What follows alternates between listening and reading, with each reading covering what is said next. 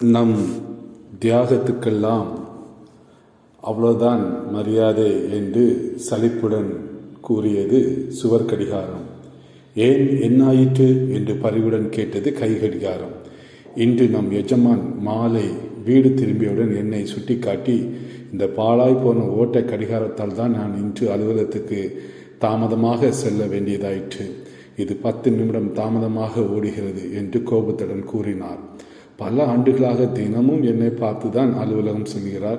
நான் சரியான நேரத்திற்கு அலுவலகம் செல்வதற்கு இந்த கடிகாரம்தான் காரணம் என்று ஒரு முறை கூட கூறியதில்லை.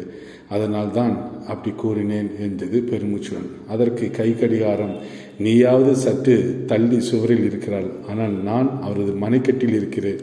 நிமிடத்துக்கு ஒரு முறை என்னை ஸ்டைலாக கையை கட்டி என்னை பார்க்கிறார். ஆனால் என்னை ஒரு அலங்கார பொருளாக பாவிக்கிறார் என்று என்னை பயன்படுத்தி தன் நேரத்தை ஒழுங்குபடுத்தி கொள்வதில்லை. தன் மீதுள்ள குறையை சுமத்த அவருக்கு ஒருவர் தேவை. அது இப்பொழுது நீ, அவ்வளவுதான் என்று ஆறுதல் கூறியது.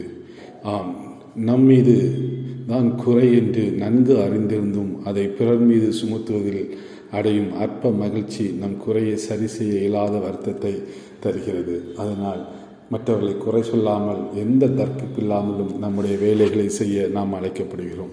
வேதத்திலே பிலிப்பியர் 2ஆம் அதிகாரம் 16 வசனம் சொல்லுகிறது, எல்லாவற்றையும் முறுமுறுப்பில்லாமலும் தர்க்கிப்பில்லாமலும் செய்யுங்கள் என்று கூறுகிறது.